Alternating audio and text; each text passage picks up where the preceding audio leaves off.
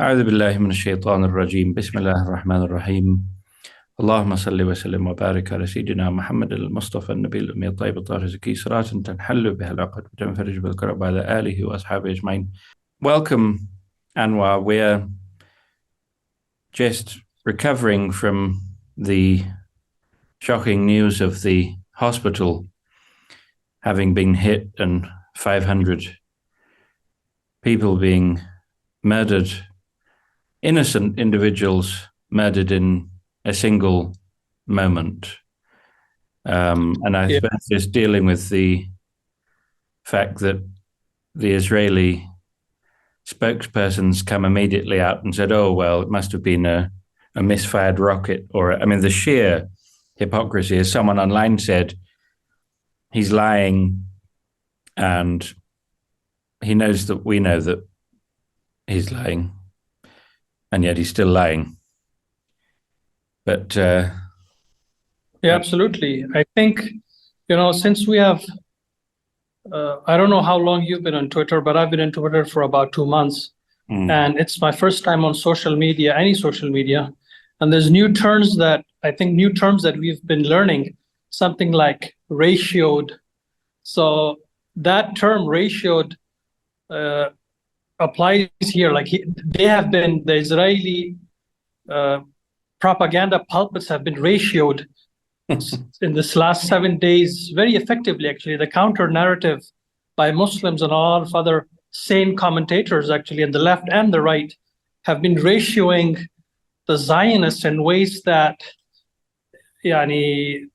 sometimes I thought about it. If Elon Musk, with all his shortcomings and all his makhazi, if he had not taken over Twitter and it was the old guard, would we have seen what we are seeing right now with I do think so. community notes automatically correcting the Zionists? Actually, is the other way around. Yeah. It's something really strange to see, actually. And sometimes, you see the divine hikmah in these kind of change of hands from one corporation to another. But imagine the benefit it has to the narrative right now. If it was the old guard, I can assure you that whatever that would have been spewed by the Zionist pulpits would have gone without challenge, because look what's happening in Facebook, Meta, and YouTube, and all other social media. I mean, they're purging it, except for X or Twitter. This is where I think the Muslims and other sane people have really put a very brave and commendable counter narrative to the lies. So yeah, absolutely, it was shocking for me to see that. I was just putting my children to sleep when I heard that, and I saw some of the videos. It's something really hard to explain. You go through that kind of. We used to. You remember in Jordan where we used to. We had a lot of Iraqi friends, and now I realize actually that we are in a similar situation. We as the Muslim Ummah, we are like in a collective latam. We're just not doing this, but we are in a collective latam, lamentation of something that is so viciously tragic that we cannot do anything about it other than just sitting in our rooms and crying our hearts out. So we are practically in a state of latam, but we're not calling it latam. And it's the hopelessness, the impotency is something that really gets to anybody. But at the end of the day, I think what has unfolded in Gaza, just from what I've been hearing from my own family members and friends, the transformative effect it has had on Muslims is something that I think we will see in years to come. Literally, people who were not praying overnight, they turn to Allah. People who were prone to, major sins, literally overnight they have done tawbah and turned to Allah. And it's having this effect, as tragic as it is on the people of Gaza and the death and destruction. But let's not forget that things of this nature, these generational Karbala events, I'm not saying it's as big as Karbala, obviously, but every generation has its own Karbala event. And I think we are living through that generational Karbala right now. And its transformative power is something that we should not actually underestimate right now. I mean, it's going to show in years to come, but it already is having that effect on people. So wallahu alam, what it means. But for now, all we can do is, I guess, latam. I totally agree with you, Habibi. Although I'd also like to bring to light some of the very interesting things you've been saying about how this has changed our relationship to our non-Muslim neighbors, insofar as there was this sense that there's going to be a conservative Muslim alliance because we agree on so much in terms of LGBTQ plus and so on. And I agree with you. I think events like these just blow those delusions out of the water in one fell swoop, as they say.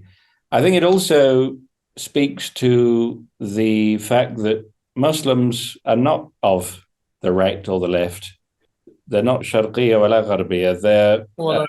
They should be aspiring to the vertical, because look who's right on this issue. It's certainly not the right. I mean, if you would say that anyone on that broad political spectrum is broadly correct on this issue, it would be the left, and especially the left that the conservatives would consider to be the extreme left. And yet they're ideologically, let's not say personally, we can't read their intentions, but ideologically, they're right about this for all the wrong reasons. Because it's the same reason that makes them want to do nasr of LGBTQ this and transgenderism and so on. Sadaqa wa huwa kadhib. Right. Exactly. Yeah. Yeah, I wrote about this I tweeted about this, something that I've been talking to a lot of my friends, and they've been observing this that for the last at least 10 years, I mean, there was at least the last 5 years, there has been a very slow but measured kind of a momentum going towards some sort of a Muslim and Christian conservative alliance, especially in the US. I don't know about UK. I think you're a better observer for UK, but in the US, I saw that a lot of these political commentators on the right, they were like, and the Muslims, they were warming to each other actually, and retweeting each other's tweets about LGBTQ, and then all of a sudden, this event happens, and all the Zionists, Zionists. I mean, the Zionists have infiltrated, the right, the conservative, Christian conservative in the U.S. This is not even controversial. All of a sudden, they got turned on, and the narrative, the discourse changed overnight, and you have this psychotic tilt. Yeah, psychotic. Yeah, absolutely. The Israel first, they really lost their mind. These are the people who you thought. I mean, I can take some names, but I think your audience, they're intelligent. They're on Twitter. That they know exactly who I'm talking about. All these conservative right accounts about freedom of expression, freedom not to take the vaccine, tyranny, government, Biden this, Biden that, the left, the woke. All of a sudden, the psychotic tilt is something to behold, really, to a point where I think they've lost their sanity. I mean, you cannot really have a conversation with them without them coming up with all this 40 babies dead, woman raped, party goers, the rave party goers praying, dancing for peace, getting mowed down by Hamas. And I mean, the kind of, you can't even really argue with them or have a conversation. That's the level of psychosis right now in the US. So what does that mean? I mean, on the one side, you have the left that will not accept you unless you accept LGBTQ as part of your aqidah, and the other side, you have these Israeli firsters. What does that mean for the Muslims? I think we're in a place that I think objectively is worse than we were on September 12th. Because what was the worst that was done to the Muslims after September 11? Okay, you go to the airport, you get some aggressive pat downs, you get bullied at school, and a very small number of Muslims were arrested and things of that nature. But now you have this cybernetic, technocratic state. With a click of a button, they can really, close your accounts, your bank accounts, your livelihood, send emails to your work, get you fired. So now the ramifications are by orders of magnitude more serious for people, really. So that's why I think I'm not sure what the Muslim leadership in the West is thinking, what their approach will be. But obviously, you cannot, لا يلدغ المؤمن من الحفرة مرتين. A believer is not bitten from the same hole twice. So we've been bitten by the progressive left, حفرة, and we have been bitten by the conservative Christians. So what is there to be done? I think it's a very difficult position to be. But I think is that one thing we can say for sure. I don't know what the solutions are. I mean, it's a complicated situation right now for the Muslims. But one thing we can say is that this is my opinion, and I think I would like to see what do you say about it. The colleges and the institutions that have been sincerely working for the last 2 decades at least to bridge the gap between Islam and the West, and trying to somehow, take out the venom in the discourses. Overnight, actually, they've seen all of their work cratered. It's gone. I mean, we literally, I really don't know how else to put it. So let me ask you this, knowing that, obviously the Western Muslim leadership or the religious leadership, it's a big spectrum of them. It's a large spectrum.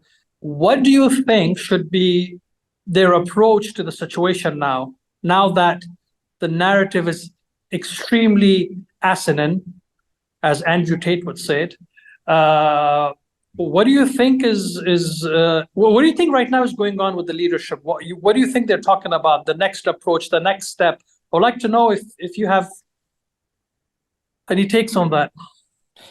Well, it's a question that we can't shy away from. I mean, I was at Zaytuna for a year, and I've now been back in Jordan for 5 or 6 months and have moved on to new opportunities.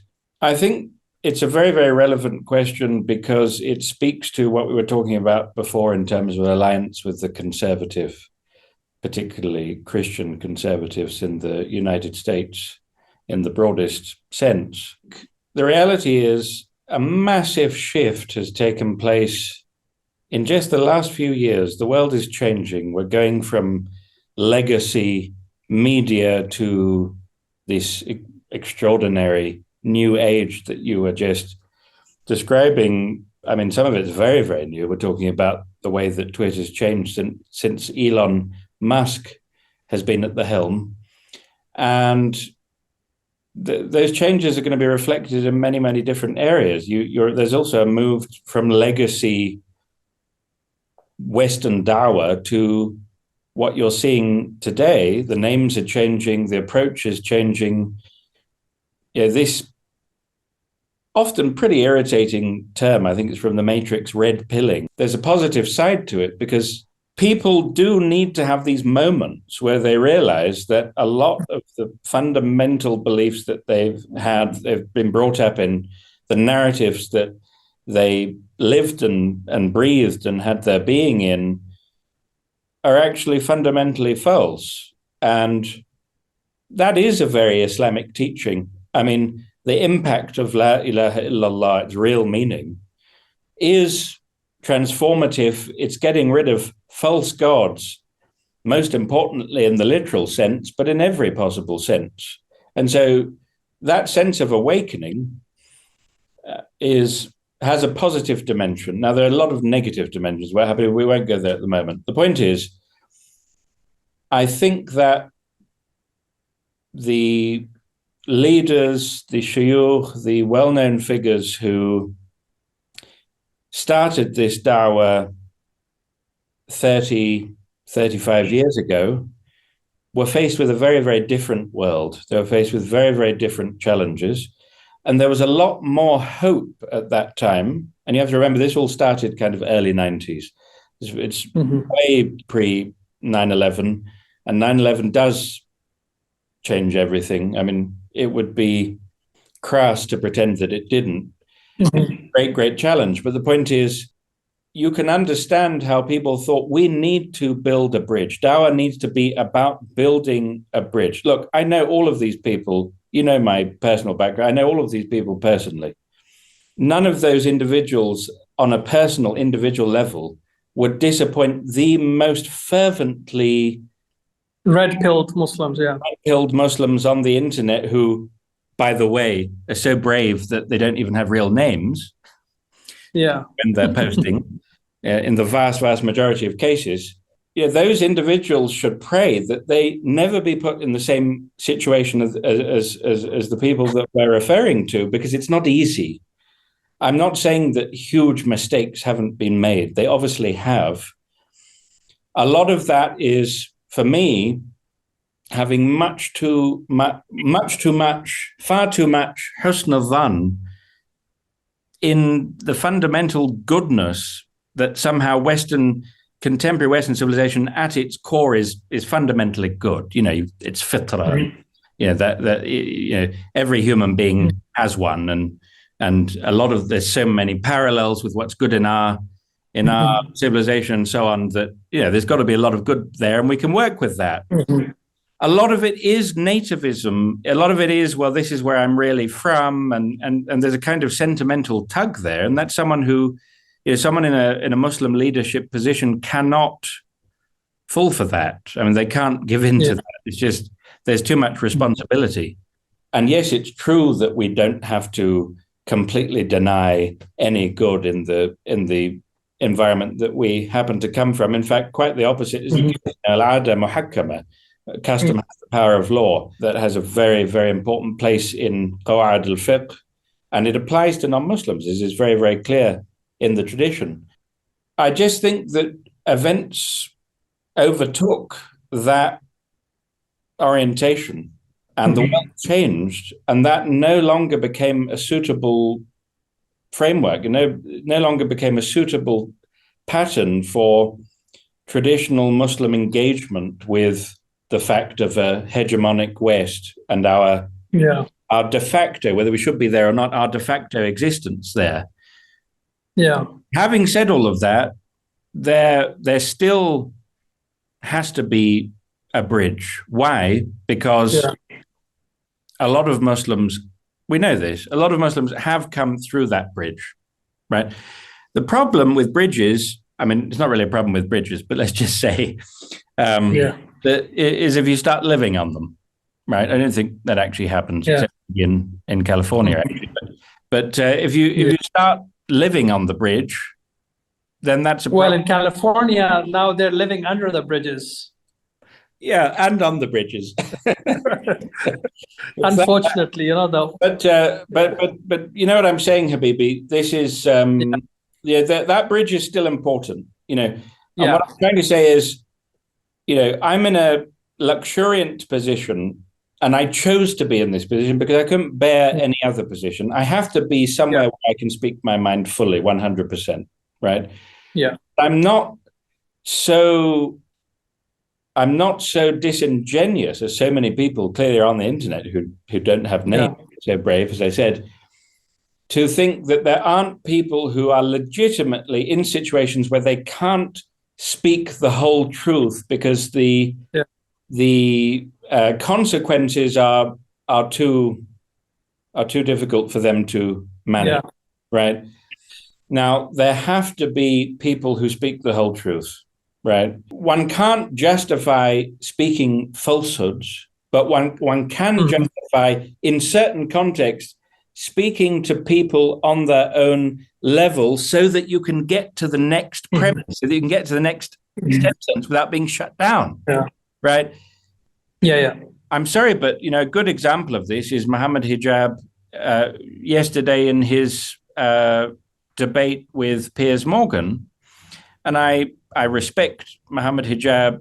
He went there with a very, very good, sincere niyyah. He certainly, by any objective standard, won the debate. And I congratulate him for that.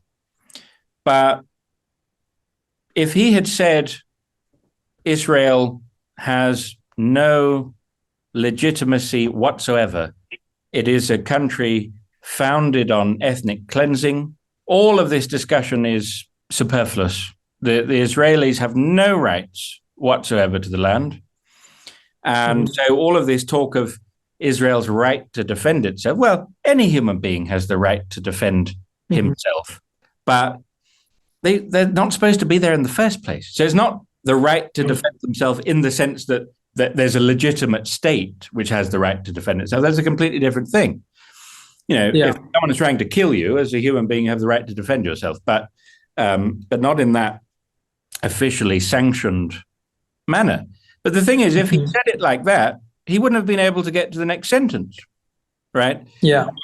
Perhaps if he had adopted, and this is something we've discussed, a little bit less of an aggressive tack, if he'd had a little bit more confidence in his arguments, the ability of his presentation and his skill in argumentation to speak for themselves rather than having to invoke the fact that he considers himself to be some form of academic, whatever it happens to be. And if he tried to appeal to Piers Morgan's emotions very, very skillfully, and to the emotions of the viewers, rather than, again, indulging possibly in a certain degree of one-upmanship, then he may have been able to get away even with that. But this is the problem. Yeah. Ultimately, the model that you've asked me about will not work. Okay, It's going to have to be modified. It's going to have to be changed because, look, if you accept false premises from your interlocutor, we know this from logic, don't we, Habib Anwar? We studied logic together with the same. If you got a false premise in your syllogism, you're never going to have a true conclusion, even if it's only something a teeny weeny bit false, right? You're not going to have a true conclusion. So this is the whole point. All of our discourse with the West, because we won't be able to get to the next sentence if we tell the truth, the whole truth, and nothing but the truth, unadulterated, without any dilution. Yeah. We say, well, we'll accept that premise from them. We'll accept, we'll try to have this shared common basis in a kind of moderate, reasonable belief about things. So yes, Israel has the right to defend itself. It's a sovereign nation, and we just want to have also rights for the Palestinians. It's a two-state solution, and then they're like, oh, it's a moderate Muslim. Yeah, that's quite reasonable, even though we have absolutely no intention of ever granting that to the Palestinians. But it's also in the interest of the other side to show how humanitarian they are by the fact that they're able to see that, there's a legitimate claim there and a two-state solution. But the truth is, the two-state solution is nonsense. Israel should never have been founded. It has no legitimacy whatsoever. It's a nation founded upon the destruction of 505 Palestinian villages and massacres and ethnic cleansing. What legitimacy does that have? There were 8% Jews in Palestine, according to most estimates. I don't think that the reality is, أعوذ بالله من الشيطان الرجيم ولن ترضى عنك اليهود ولا النصارى حتى تتبع ملتهم. Right? That's the reality of it. That's true. ولن ترضى عنك اليهود ولا النصارى حتى تتبع ملتهم. So and I can see you're eager to step in. The Muhammad Hijabs of the world are there defending Palestine on Piers Morgan, or whether it's BBC or CNN and all the mainstream media, is because the old school mashayikh have pretty much withdrawn to their old fortresses, and we know this for a fact. You and me, we both know that these mashayikh actually, you take the most red pill conspiracy that's going around right now, let's say in the Muslim sphere, Twitter sphere, whether it's about the vaccines, whether it's about fluoride, whether it's about, you name it, right?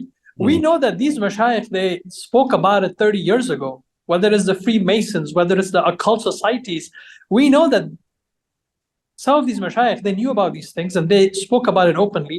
So we can be certain that with that trajectory, they know exactly what's happening in the world today.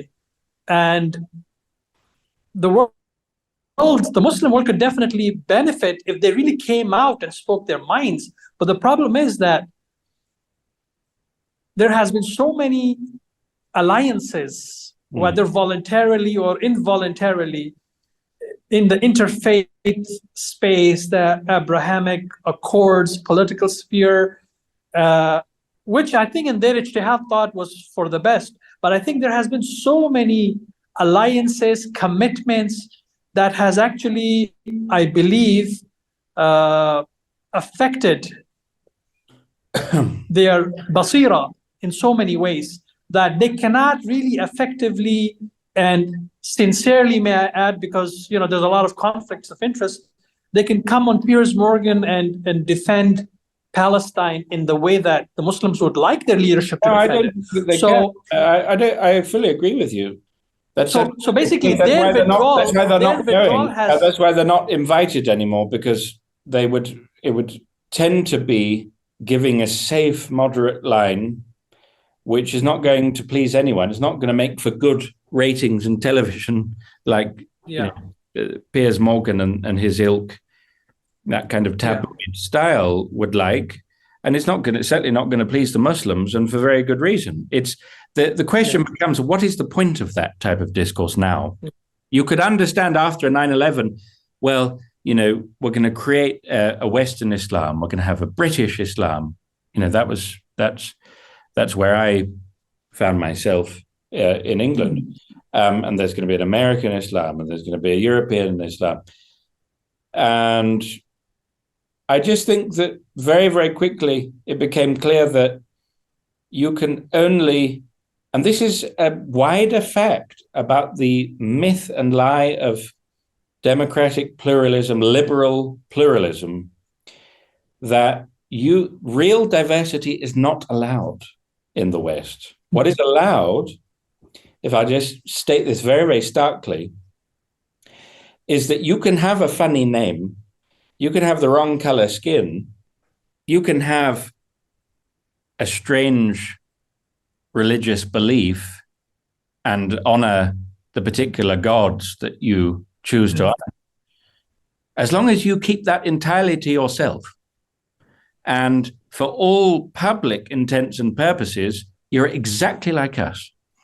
You believe that the economy is the only objective reality, the only objective area of shared universal human importance that there is. And you're going to contribute to the economy, and you're going to be a private individual, and you're going to respect our laws and customs. And then you can be accepted as one of us. And the moment you show that actually, fundamentally, I'm different to you, and indeed, the worst nightmare, I'd like to share some of that light, some of that insight with you, then you're a pariah. And I've experienced that for myself. The only way to truly fit in the West is to lose your soul. And I say from personal experience, I don't mean I lost my soul. I got out when I realized that was the case. One of the things that I would like to say about the Muhammad Hijabs of the world is that he is a reflection of the aspirations and the understandings of the Generation Z of Muslims, what they would like Islam to be, their whole understanding of Islam, aesthetics, everything. They want to see somebody like him who has this posture, very alpha type, defends Islam unapologetically. That's the new model, and people are imitating that, and it has been very effective, actually. As far as the narrative is concerned, and the media wars and the information war is concerned, I think they're being very, very effective. Whereas the old guard mashayikh, they're pretty much withdrawn into their fortresses. They're holding the mawlids. They have the fundraising for this school, for that school. The issues, it seems like there's a disconnect between the old guard mashayikh and the aspirations and the needs of this Generation Z Muslims, So I see a divide there, and I'm not sure. I mean, obviously you and me, we come from from that generation where we have spent a lot of time with the old guard, with those mashayikh. But we also are seeing that they do not understand the need of the moment in some ways. They're shying away from, they're waiting sometimes when these political events happen, something like what's in Gaza is happening. I would rather be, I'm an Afghan, so obviously I kind of dive into situations without thinking much. It's in my blood. But a lot of times what I've seen about the old mashayikh is like they would rather take their time to see the dust settle, to be able to make a wise conclusion rather than saying something, prematurely, because it has consequences, obviously. But there's something to be said about the futuwa, the chivalry of eagerness sometimes, especially when it comes to defending the ghira of the ummah, and sometimes defending something that is so obviously batil, haqq yani, and something that's so obviously batil on the other side. Sometimes we require these institutions who are the leaders in producing the leadership to actually jump in and do not hold back. The fundamental concern is ta'ayush. It's just that we need to be a good presence amongst our neighbors and to live respectfully with our non-Muslim neighbors and so on. And so we don't want to say things which are going to offend. Now, the problem is there isn't any ta'ayush. Right? Ta'ayush, as you know, in the Arabic language, yaqtadi al-tarafayn, it involves the interaction of two parties. There's no such thing. What there is assimilation. There's no space to be Muslim in an outward confessional way, in a public manner, which is part and parcel of Islam. It's not a private religion in the West. And so, and this is part and parcel of this much larger shift. We talk about Generation Z and X, and I can't even remember what all that means. But the point is, moving from a previous view, it's the same with the disenfranchisement of Americans that led to the election of Donald Trump and to Brexit in England. So, is that this newest generation, they don't see any future for themselves anyway. So it's part of a larger problem. It's not just the specifically Muslim problem. It's also the problem of the youngest, the latest generation in the West, not seeing any future laid out for them. Not economically, not socially, not culturally. There's no identity. There's no clear path for them to forge. I think Muhammad Hijab, to take that example, who's very current because of yesterday's interview, is an intelligent man. I think he's a sincere man. And I think we should be alpha males. This is coming from it's partly a reaction to feminism and the blurring of gender lines and to the forced imposition of the belief that homosexuality is perfectly acceptable and the general blurring of all of these areas relating to gender. And it's a reaction in that sense, but it happens to be a reaction which is voiced by the fitrah. Men should be men and women should be women. And that's what both parties actually want. And it's what makes them happy. Yeah. My problem is when I see someone like that, I think this is a sincere, intelligent person who's doing the best that he can. But his manner is not so much clearly Islamic chivalry as it is goal scoring, they call it. Yeah, a kind of tough guy from London. And the thing, maybe he is a tough guy from London. There's nothing wrong with that. But the point I'm making is that to mistake for, and this is something you see all over Twitter, you see all over the latest generation, is mistaking Western patterns of behavior which they are actually embodying at the same moment as they're criticizing them. And, Twitter is a wonderful example. What's Twitter all based on? It's all based on the relativity of truth, because anyone, no matter how ignorant, no matter how stupid, has the right to put the views out there. And they're going to spend all day doing it. And some of them know that they're ignorant, and some of them don't know that they're ignorant. That's called, as we know, Jahl Murakkab. And they have no adab. When they come up against someone who does have knowledge in a particular subject, they don't have the respect for the other person, and they don't have the ability to admit when they're wrong, even though they know that they're wrong. So they prefer to insult. Now, these are all, what's that got to do with, you'd never find someone from a traditional Muslim upbringing who behaved in that way. It's just not a thing. So sure, people want clear positions. They want people to come out and tell it like it is. And they want people, and I 100% support all of that. And first and foremost, they want people to do Nasr of Islam. And that's what should be happening. It should be happening clearly, unequivocally, and fearlessly. And I think any alim, a religious scholar who's put himself in a position where he can't speak the truth, needs to urgently get himself out of there, whatever it is, and into a situation where he can speak the pure truth. Absolutely.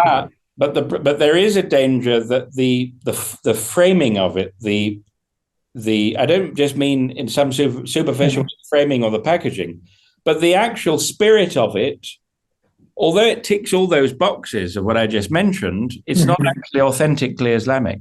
That's my fear. Yeah.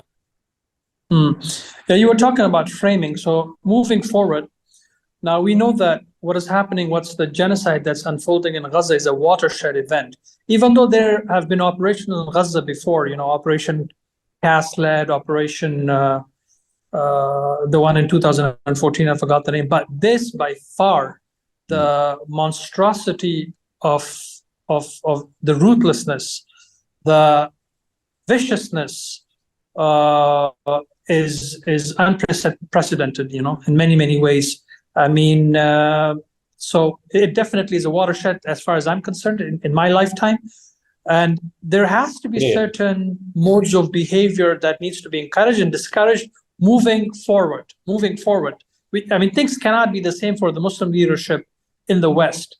What I mean by that is that, all of a sudden now we're all kulluna Gaza, kulluna Palestine, whoever, anywhere in the Muslim world, we're all Gaza now, and we know there's a war in Gaza happening. People here are saying Sabah al-Gaza. Did you know that? Oh, amazing. They're saying good morning. They're saying Sabah al-Gaza. Yeah, you're in Amman, so yeah, makes sense. Yeah, that's a morning, right? Absolutely. Yeah.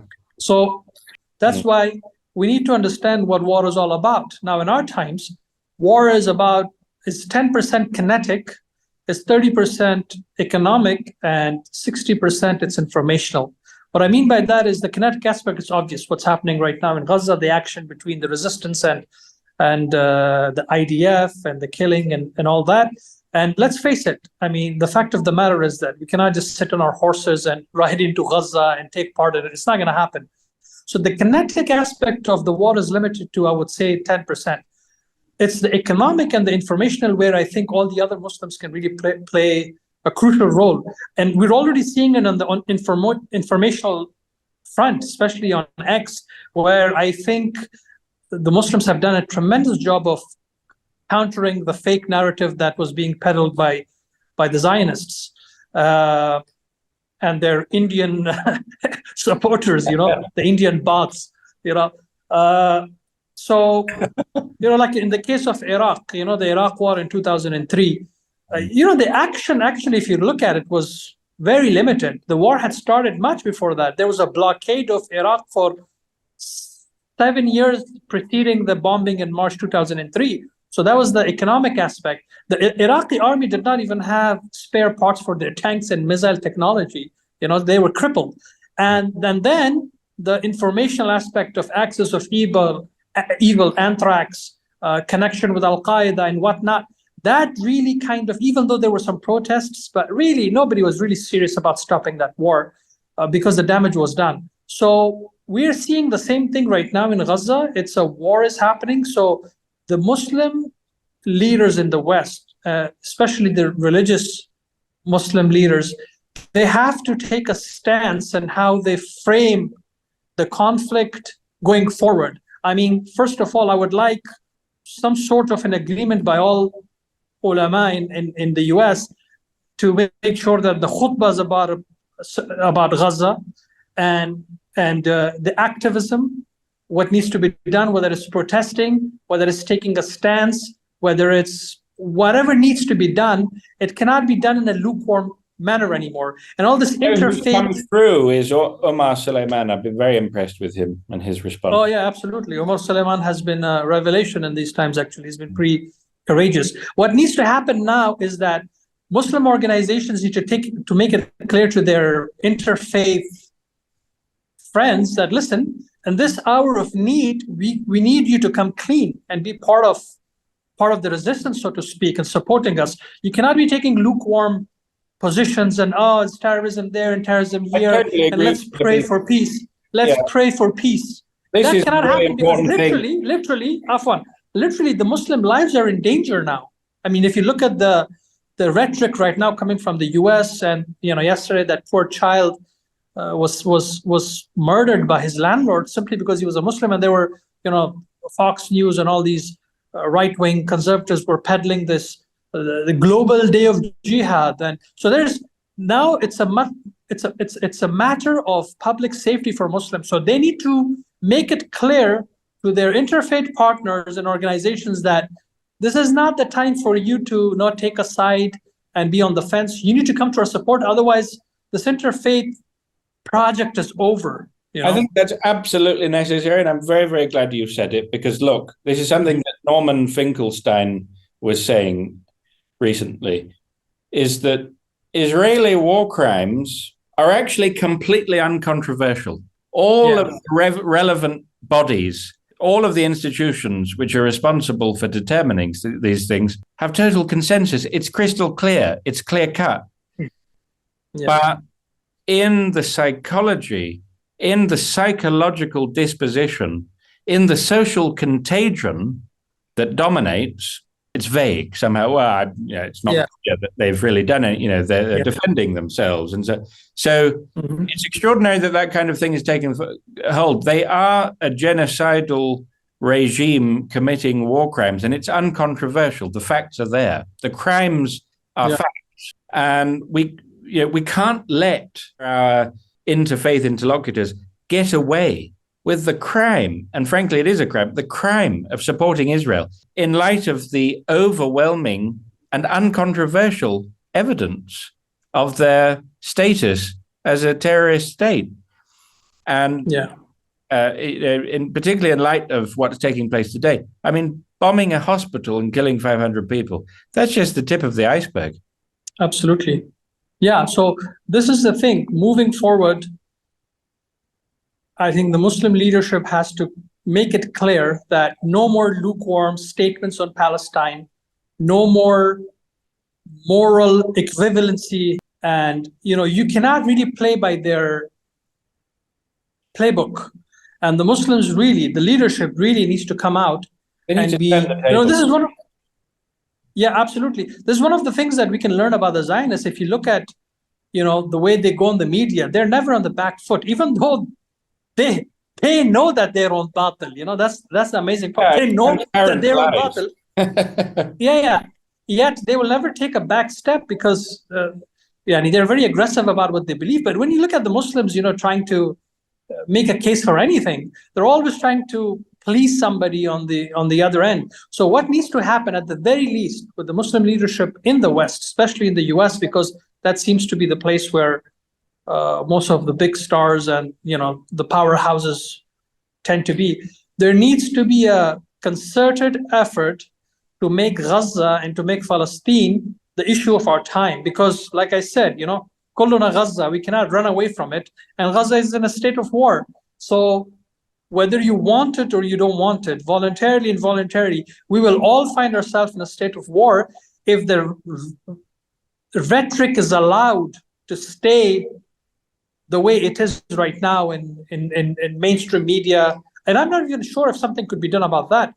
At the very least, the Muslim position has to be unified on what we believe is our position on Gaza, and we cannot backtrack from that. I agree. I think this is a turning point. This war is not the same as those previous operations or whatever there were wars, obviously. I was you'll probably remember in 2014, there were a number of Palestinian Ghazan casualties. They were airlifted over in a gesture from the Jordanians to a military hospital here. And we did some fundraising and delivered that aid to them. And, you know, war is not romance and it's not cute. It's not like how exciting a war. It's actually really horrific. When you see a little girl who's been very, very badly injured and her eyes are flitting from side to side and she's a state of complete shock, it's not cute. It's not romantic. It's not like, oh, what a great hero. It's horrific. It's horrific to watch and it's horrific for the other person. And that's just, we saw, 5 or 6 or 7 people. I can't remember the exact number. A lot of them were dead the next day. There were 2 men in comas who didn't make it. And we're talking about the numbers that we're going to be seeing are in the tens of thousands. If Israel get anywhere near actually implementing the plan that they've explicitly stated, we're going to have deaths in the tens of thousands. And every single one of those people is a story like that. Well, it's a solemn day. A lot has transpired today, which is very tragic. I myself had a very dear friend of mine passed away, and I just learned about his death a couple of hours ago. So, it's been a very difficult day for me. I was just, like I said, I was putting my daughter to sleep before I hopped into this phone call. And the whole time I was thinking about the bombing in the hospital and all those children dying. And sometimes you just cannot, you can't even talk about it because there's this sense of helplessness that we're all experiencing. But like I said, I believe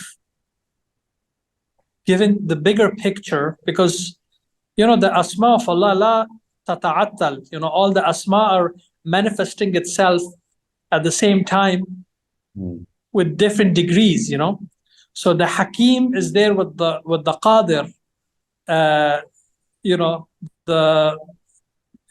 as you understand, well, all the asma are descending at the same time with different degrees. So we really hope that the Ummah as a whole, taking the bigger sort of perspective on this, we go through a tremendously transformative experience knowing what Gaza is going through, what Palestine is going through.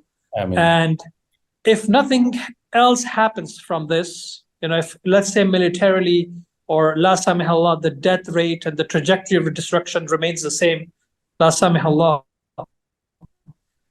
I think in 10 years' time, what we are experiencing today and what the young people are experiencing today, I think the result of that transformation will be palpable, will be tangible in a decade from now. I really believe that, because this has been something that everybody is experiencing in real time. They're seeing what it is doing to them psychologically, emotionally, religiously, spiritually, So at the end of the day, the Lord works in mysterious ways. We definitely are feeling helpless. It seems like our political class are prisoners, absolute prisoners to the global order. What are you going to do? But the good thing is, and the thing that gives me hope is that as an ummah, I think we Muslims have responded, at least at the emotional level, something that is the bare minimum for somebody to be called a Muslim, So it gives me hope that the Ummah as a whole is awake. They know exactly what's happening. And the munafiqs on the other side that we thought were our friends, it has become manifestly clear the haqaiq of all those people. So again, like I said, the Lord works in mysterious ways. While this is happening, while the tragedy is unfolding, there's this transformation taking place, the results of which we will see a decade from now. And at the same time, the reality of a lot of these munafiqeen has become manifestly clear. So that has to be good. That has to be good. There is benefit in that. But it is extremely sad what's transpiring. And I think in coming days, hopefully next time when we speak, we have better news, some good news, because we really need it. Let's take a moment to recite Fatiha for the soul of all the departed. Allahumma salli ala Sayyidina Muhammadin wa ala ali Sayyidina Muhammad. Bismillahir Rahmanir Rahim. Alhamdulillahi Rabbil Alameen.